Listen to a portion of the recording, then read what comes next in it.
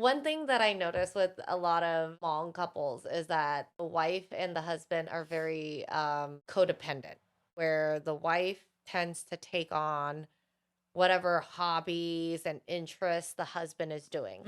Obviously, that's not Yes. you right Yeah. now, right? Because you are a supportive wife, you show up for your husband, yet you still have your own independence. What is your take on that? And being a therapist, would Mm-hmm. you recommend people to have their own life outside of their partner? I think in a relationship, it is easy to forget about yourself and to then cling on to your partner, especially when you are together for such a long time, Yeah. right? And that's where that codependency happens.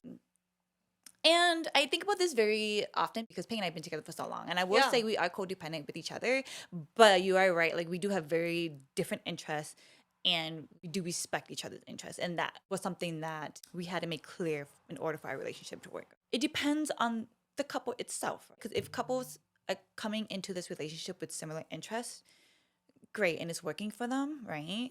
But if you're in a relationship and maybe you're starting to feel suffocating, or like you're like, okay, this isn't, I don't want to go, I'm just gonna throw out random hobbies. Like I don't want to go fishing, or I don't want to go, I don't know, play Drinking is basketball or fun. whatever. I'm trying to think of like pickleball is such a big thing right now, right? Like like I don't want to just be home with the kids. Like you take, Yeah.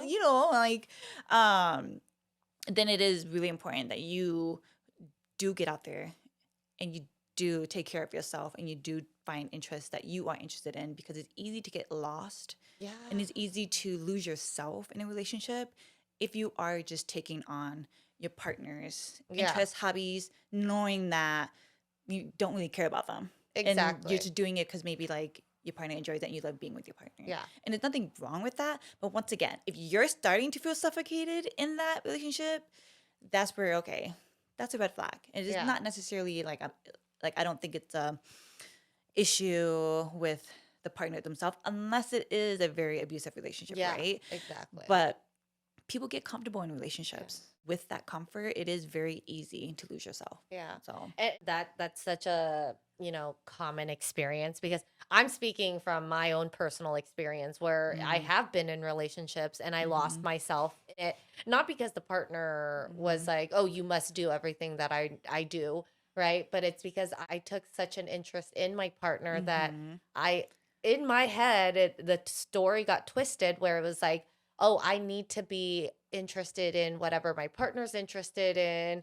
I need to be doing whatever they're doing so that they might like me a little more, right?" And mhm, a lot of that stems from insecurity, right? And mhm, not knowing myself back mhm, then, right? So in doing so, I don't even think I would say I lost part of myself. mhm, Didn't even know parts of myself. There mhm, were parts of myself that I adopted that I didn't like, mhm, right? Like personalities, things that I did, you know, versions of myself that I didn't agree with. I wasn't mhm. living in my values and Yeah. integrity.